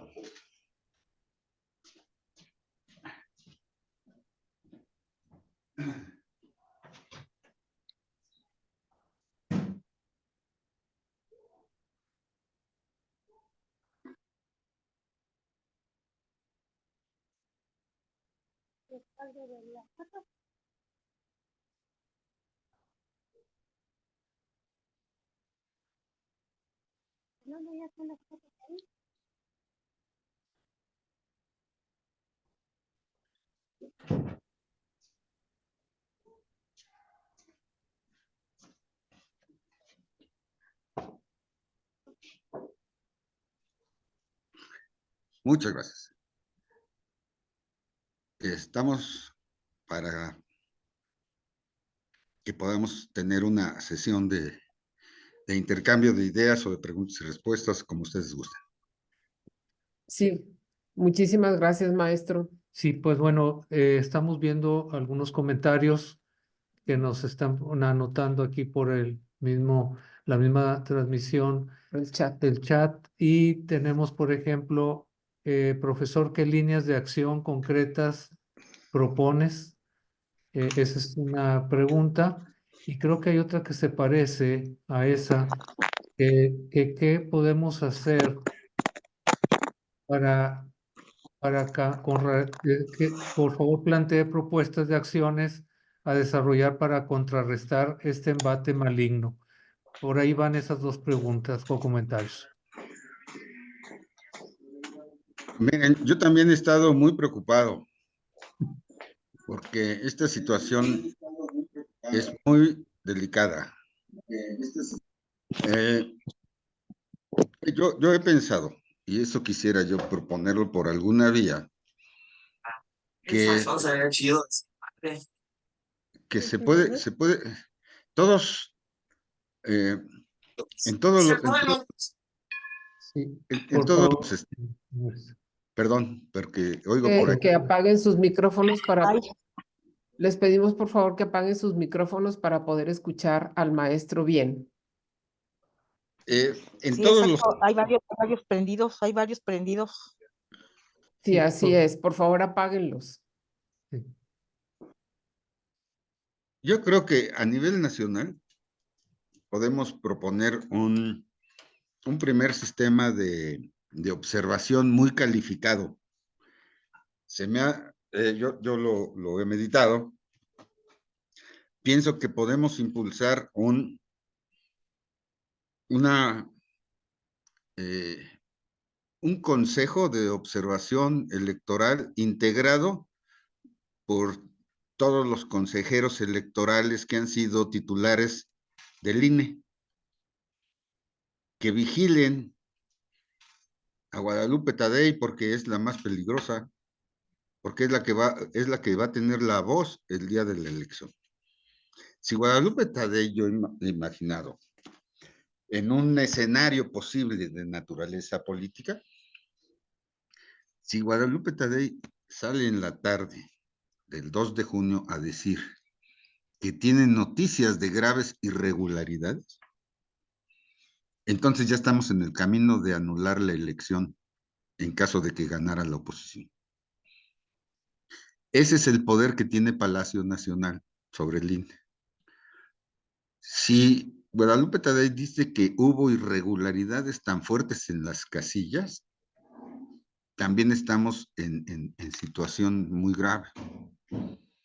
Entonces, una primera línea de acción sería, a nivel nacional, organizar a todos aquellos que han sido consejeros electorales en el IFE y en el INE para que hagan observación de altísima calidad, porque ellos organizaron elecciones. Y lo mismo se puede proponer con los consejeros en los estados de la República, para que haya observación de altísima calidad, pero que no sean solamente los ex consejeros y ex consejeros electorales, sino que exista la presencia de personalidades altamente calificadas, como pueden ser rectores de universidades, rectores de otras instituciones de educación superior. Pero también establecer una vigilancia muy estrecha sobre los funcionarios del INE y del tribunal. Lo único, si me dijeran así como cuando platico con mis amigos que son de la izquierda, tengo todavía muchos amigos de la izquierda, son mis amigos de juventud, y les digo, mira, lo único que queremos es un tiro derecho electoral. Así les digo, ¿no? Como cuando éramos jóvenes, un tiro derecho electoral. Si gana Claudio está bien, lo decidió la ciudadanía, ¿no? Me voy a entristecer si quieren por mi país, por todo, pero queremos libertad para elegir nuestros gobernantes, libertad para elegir nuestro futuro. Eso estamos jugando en esta elección. La libertad de evolucionar como ciudadanos libres. No, yo sí se los digo, no somos vasallos de nadie. Yo jamás, si fuera diputado, aceptaría que un presidente de la República me dice, te calles y apruebas sin cambiarle una sola coma. No tienen vergüenza esos diputados de Morena, ni esos senadores de Morena. Yo como ciudadano libre, que es quizás lo único que tengan, no acepto que un individuo mafioso me diga que yo no puedo opinar. Si yo fuera diputado, que me diga que no puedo opinar sobre una iniciativa de ley, yo no lo aceptaría. Está mi libertad. está nuestra libertad de todos. Yo como magister, como un ministro de la Suprema Corte, imagínense que son los defensores de la Constitución, y no digo que sean unas divinas garzas, ni que sean un, un dechado de virtudes, no, somos humanos todos, pero si yo fuera un togado, no aceptaría que un mequetrefe viniera a decirme, no me vengas con que la Constitución es la Constitución. No, por tanto que hemos peleado por tener civilidad para nuestras familias, para nuestros hijos, para nuestro entorno, para nuestro país, no se puede. A mi modo de ver, no se puede. O nos comportamos como ciudadanos libres o vamos en camino de ser vasallos. A ver, ¿quién se atreve a protestar en un régimen como los que conocemos? Ustedes han visto, en Nicaragua ya hasta los obispos los están encarcelando y otros los expulsaron, y el que levante la voz, pues o lo desaparecen o se lo llevan preso. No, pues yo para mi país no. Ese caminito ya lo conozco. Y ese caminito hacia allá nos lleva. Por eso debemos estar alerta, no solamente alerta, sino verdaderamente alarmados. Yo no les puedo decir qué es exactamente lo que vamos a hacer, pero algo tenemos que hacer. Yo en lo personal no deseaba influir en nadie, pero ahora sí voy a intentar influir en todos los que pueda. ¿Sabes qué? No le entres por ahí, porque por ahí es un camino que ya conocemos. Y sí voy a hacer algunas propuestas, pero ahorita no las tengo muy acabadas. Pero sí creo que necesitamos fortalecer la observación electoral nacional, muy calificada y también ciudadana, y la observación internacional. Que esté el mundo viendo si nos están haciendo chanchullo electoral. Si gana Morena y Claudia y eso, pues me va a dar mucho miedo y seguiremos luchando, pero ese caminito es muy peligroso. Es más, ya lo conocemos, ya sabemos a dónde nos lleva. Sí, maestro. De hecho, el observador electoral ciudadano es una propuesta que el Consejo está promoviendo para tener esa observación. Y darles un dato, en las elecciones pasadas se hizo esta labor y se lograron reunir como más de 60,000 observadores electorales, y la meta de este año es que puedan ser 120,000. El observador electoral de alguna manera es un paso para poder hacer eso, y bueno, pues es una invitación para que lo podamos realizar como parte de laicos que tenemos esa obligación. Y bueno, pues ese es un punto importante que comentas. Ahí, Sí, sí. y vamos a irles pasando la información porque Océano Ciudadano ha estado en contacto con nosotros, con el Consejo Nacional, precisamente para todos los que queremos ser observadores electorales. Entonces nos van a estar dando capacitación, nos van a estar diciendo las fechas, y todo eso se los vamos a estar informando para todos aquellos que quieran de verdad hacer algo en cuanto a observación electoral en estas elecciones. Y hay que hacer mucha énfasis porque ahorita apenas van 3,500 observadores anotados en el INE. Entonces, el camino es largo y hay que echarle muchas ganas. Sí, Ujú, así ujú. es. Y bueno, por ahí, maestro, también alguien decía que si estaba perdido nuestro voto, que si no va a tener validez. Yo pienso que, bueno, mejor usted conteste. No, sí, lo interesante para mí es escucharlos a ustedes, pero no está perdido, depende de cómo lo hagamos. Sí lo podemos perder, porque como ya les mencioné, eh, el funcionario, aquí no se trata de los directivos del INE, del Consejo General, de los consejeros del INE, sino el funcionario que funge como secretario ejecutivo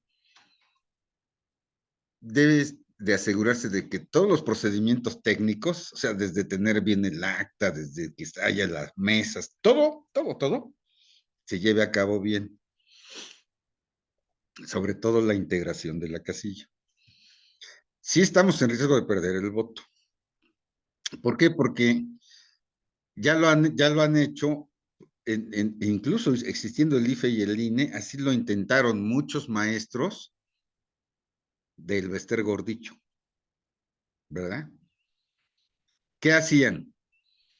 A ver, se organizaban los maestros, porque fíjense, todavía en muchas escuelas, quizás ya en la ciudad, en muchas ciudades no, pero en muchos lugares, las escuelas son las que se escogen como lugares para instalar las casillas. ¿Qué hacía el Bester Gordillo? Formaba a los maestros en la casilla, unos 10 maestros, en la primera, llegaban desde temprano. A las 8 de la mañana se abren las casillas. La ley dice que si a las 8 de la mañana no están los ciudadanos que fueron entrenados para estar en las casillas, entonces lo harán los primeros de la fila. ¿Y quién creen que eran los que estaban primeros formados en la fila? Pues los del sindicato de maestros. Pues sí. Por eso el Bester Gordillo vendía cara su operatividad electoral. Bueno, sobre esas cosas debemos de estar muy, muy atentos. Pero en este caso, lo más importante que observar casillas, yo les pido que también pongan énfasis en esto, es observar a los consejeros del INE, porque ahí está la tranza. Es observar a los, que se haga observación electoral, no solamente el día de la elección ni en las casillas. La observación fundamental está en qué va a hacer las autoridades electorales que están favorables a López Obrador. Ahí hay que poner el ojo, porque pues sí podemos ir a observar las casillas y ¿qué? Pues ahí no está la tranza, ¿verdad? Ya se hizo desde antes. Entonces, por eso les propongo una observación de calidad. Observar las casillas, pero sobre todo observar a estos funcionarios que ya responden a Palacio Nacional. Y señalar que se pueden organizar bufetes de abogados para decirles, los estamos observando, Guadalupe Tadei, Mónica Soto, en donde hagas trampa electoral al pueblo de México, te vas al bote. Así. Se podrían hacer bufetes de abogados, decir, no necesitas ser muy grande, ¿verdad? Necesitas una batería de 10 abogados en cada estado y unos constitucionalistas, pero tenemos buenísimos constitucionalistas que le digan, Guadalupe Tadei, te estamos observando, Mónica Soto, te estamos observando. En cuanto te caigamos en la trampa electoral al pueblo de México, te vas al bote. Así, pues yo Muy creo que bien. no. Esa es Muy una bien, forma. maestro. Muchas gracias. Por ahí está Miguel Abdala que quisiera hacer una pregunta. Si gustas abrir tu micrófono, Miguel.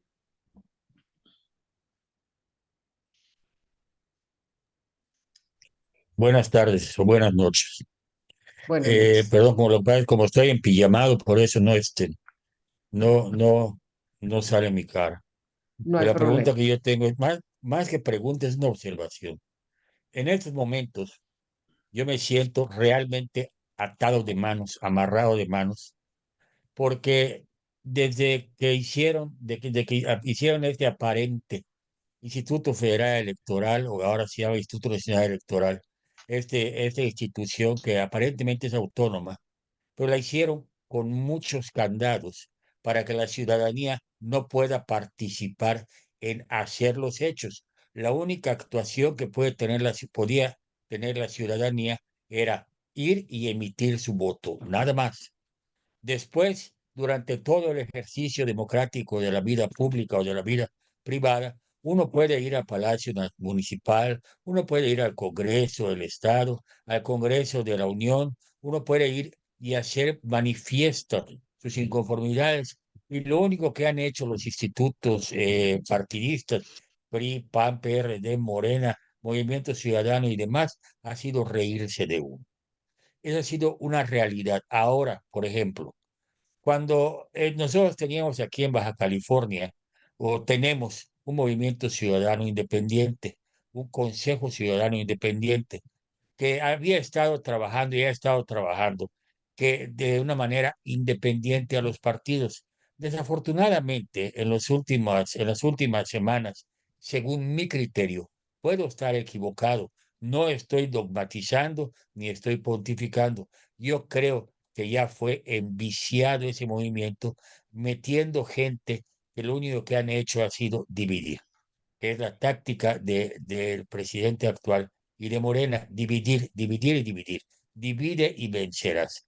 Pero en esta situación, yo me acuerdo que nosotros, en las reuniones que teníamos aquí en Ensenada, yo les decía a las personas de los partidos políticos: por favor, ustedes escuchen nada más, no abran la boca ni metan las manos, porque eso es un movimiento ciudadano.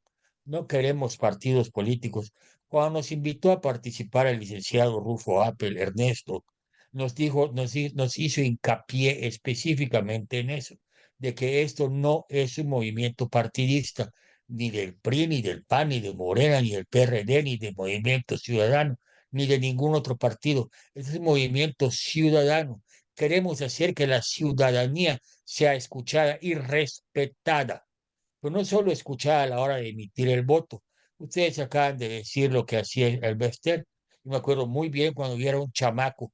El primer presidente municipal de una capital de un estado fue don Víctor Manuel Correa Rachó, en Mérida, Yucatán.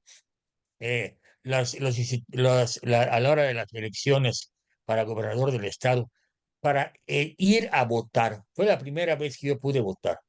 Para ir a votar y entrar a votar, le quitaban a uno el cartón que le daban, porque ni siquiera había credencial de elector. Y aún así, y porque había un montón de maestros en cada escuela interviniendo en las elecciones, en la emisión de los votos. Aún así, el licenciado Correa Rachó ganó, me acuerdo muy bien, de 8 de cada 10 votos al licenciado Carlos Loret de Mola. Me dice, lo puso el abuelito de Carlitos, lo puso el ejército, lo metió al Palacio de Gobierno, porque la gente no permitía que él tome posesión. El ejército lo metió, y puedo decir hoy que el gobierno del don Carlos Loret de Mola Meris ha sido uno de los mejores gobiernos estatales que hemos tenido en Yucatán. Sin embargo, tiene la mancha de que lo metió el ejército, no entró democráticamente. Bien, ahora, Xochitl, yo no sé qué le dijeron, si le metieron miedo o no sé qué pasó, pero lo que yo siento es que dijeron: o tienes, o entras a través de nosotros, o no entras. No creo que no la pueden condicionar, porque ahorita, si ustedes ven, por ejemplo, los partidos políticos ya nombraron a sus diputados y senadores, desde luego plurinominales, pero no han hecho nada para levantar a la candidatura ciudadana en ningún municipio, ni en ningún congreso, ni en ningún nada del país. Se quieren seguir dividiendo las cuotas de poder. ¿Qué podemos hacer nosotros? Y ahora viene la pregunta específica. ¿Qué podemos hacer para que no siga pasando eso? ¿Qué podemos hacer para que los institutos políticos, ya sea PRI, PAN, PRD, etcétera, tengan que acoplarse a la ciudadanía, y no la ciudadanía ir a acoplarse a ellos? Yo me acuerdo, yo siempre había sido no de filiación ni afiliación, pero sí partidista del Partido Acción Nacional. Me llevaba con el Carlos, hasta de los nervios se me olvida el nombre, que fue presidente del PAN yucateco, el Pollito Peraza, Carlos, Carlos Castillo Peraza. Así Me es. llevaba con el licenciado Correa Rachó. Yo tenía amistad y leí mucho la plataforma electoral del Partido Acción Nacional, cosa que hoy el partido la tiene debajo de los escritorios, empolvándose y enmoheciéndose. Igual leí mucho la plataforma política del Partido Revolucionario Institucional, la misma historia, porque los que participaban nunca ejercieron el poder de utilizar esa plataforma política. ¿Qué Alguien podemos más. hacer para que los partidos se peguen a la ciudadanía y no sea al revés? La última que les voy a decir: cuando yo vine a querer afiliarme al PAN aquí en Ensenada, Baja California, gracias a Dios me dijeron: está cerrado, no se puede, tienes que ir a la Ciudad de México, y me pusieron 60 trabas, 60, pues no me afilié, así de sencillo, nada más a la hora de votar, voté porque yo determinaba que debía votar. ¿Qué Muy podemos bien, hacer Miguel. para Muchas gracias. revertir esa corriente? Sí, Muy permite que el bien. maestro Carlos conteste. Adelante, maestro. Miren, esta intervención me recuerda mucho, la esencia de esta pregunta es, ¿qué podemos hacer los ciudadanos para que los partidos políticos y los políticos dirigentes puedan tomar en cuenta la ciudadanía? De alguna manera, ya lo señalamos cuando hemos dicho, pues tenemos que seguir, ay, ¿cómo le dicen? Picando piedra en alguna gran medida. Una parte importante de este picar piedra es hacer efectivo nuestro voto, porque el mismo López Obrador está asustado, porque ya se dio cuenta que el voto sí cuenta. Por eso se asustó en 2021, porque los resultados electorales no le favorecieron a Morena. La suma de votos PRI-PAN fue superior a la votación de Morena en 2021 a nivel nacional. Ahora, evidentemente la suma de votos PRI-PAN-PRD era superior a la de Morena, pero Morena con el Partido Verde y con el Partido del Trabajo sí superaba por poco a la votación conjunta de PRI-PAN-PRD. Pero López Obrador estaba asustado porque él estaba seguro que con su política social de dar dinero iba a arrasar y no arrasó. La gente de las clases medias, sobre todo, estaban muy inconformes. ¿Por qué? Porque las clases medias sí efectivamente son aspiracionistas. Entonces, el voto sí nos sirve, cuando menos ahorita ya se le metió un sustito y está haciendo locura y media con tal de ganar el 2024. Acaba de promover reformas constitucionales prometiendo el oro y el moro. Es decir, se van a jubilar con el 100% de su salario porque eso es justo y vamos a seguir aumentando el salario mínimo, aunque ya nadie gana el salario mínimo. Lo gana solo un 10% de la población. Pero a López Obrador le sirve para eso. ¿Ya ven? Yo aumenté el salario mínimo en un 150%. Sí, oye, pero ya nadie gana salario mínimo. Pero además has perjudicado a las empresas porque muchas empresas, sobre todo porque el 85% de las empresas en México son pequeñas y medianas. Entonces, lo que ha hecho es como ya no pueden pagar un salario, antes estaba a 110, el salario mínimo ahorita está en 220, al doble. ¿Qué hicieron muchas pequeñas empresas? Pues despidieron a un trabajador. ¿Por qué? Pues porque no pueden pagar esos salarios. La forma de compensarlo es despidiendo. ¿Y qué pasó? Pues aumentó el trabajo informal. En México no tenemos un gran desempleo, está por el 3%. ¿Por qué? Porque la gente tiene iniciativa y se sale a la calle. Aquí agarran un trapo o agarran un balón de fútbol y se paran en una esquina a hacer malabares y eso. Y la gente sale a ganarse, hace sus quesadillas, hace sus tamales. Aquí yo lo he visto en mi colonia, mucha gente que clase mediera ahora ya tiene su pequeño negocito de esos, porque no le alcanza. Entonces, la gente se defiende con eso. En relación con lo del voto y los partidos, ¿qué podemos hacer? Pues ir picando piedra poco a poco, porque los partidos ya se dan cuenta que el voto, si el voto cuenta, tienen que de alguna manera mejorar. ¿Qué sucedió ahorita en el 2024? Nombraron a Xóchitl Gálvez, ¿quién la apoyó? Pues un sector empresarial, otro sector ciudadano y los partidos. Los partidos políticos, como siempre, PRI, PAN, se fueron por lo sucio, hay que decirlo. Ellos escogieron a sus candidatos, ya está de regreso Manlio Fabio Beltrón, ¿verdad? Muy ligado al narcotráfico. Alito Moreno, Moreira también. Digo, No nos engañemos y sepamos cómo está. Pero el problema no es ese, el problema es el modelo de país que nos están proponiendo uno y otros. Es decir, ahorita vamos por lo menos peor. No es Xóchitl Gálvez, se lo repito. Xóchitl Gálvez es como un instrumento ahorita para salir del agujero, porque vamos hacia un agujero más grande. ¿Cómo está en la situación de las masacres? Por Dios santo, véanlo, están matando a los jovencitos. ¿Cómo se metieron a las fiestas de los jóvenes? ¿Cómo en las carreteras los ametrallan? ¿Cómo los han agarrado en Tamaulipas? Las mujeres, ahorita, en lo que estuvimos platicando, cuando menos 2 feminicidios. Y si se están echando 30 y tantos diarios, en lo que estuvimos platicando ya se echaron como unos 12 o 15. En eso estamos. Necesitamos salir del agujero. No podemos seguir con una política de abrazos a los criminales. Creo que ya se nos fue el tiempo, pero bueno. Sí. Muchas gracias. Muchísimas gracias, Sí. maestro. Sí. No, pues agradecerles a todos. El tiempo ya se terminó. Les Muchas pedimos gracias, maestro, gracias. y les damos las gracias, maestro, por su exposición. Muy También- Gracias a completa. ustedes por También le invitarme. pedimos a Víctor Alejandro si quiere hacernos llegar sus preguntas o comentarios a través del chat y con todo gusto se las pasamos al maestro y luego le hacemos llegar la respuesta del maestro para ya no pasarnos más del tiempo programado.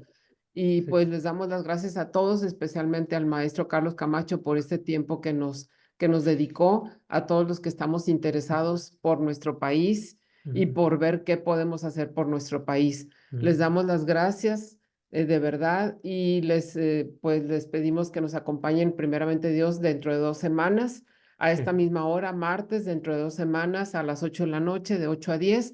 Aquí los esperamos para la siguiente conferencia. Sí, y a través de Facebook también para que puedan tener acceso los que no pudieran entrar aquí por este medio.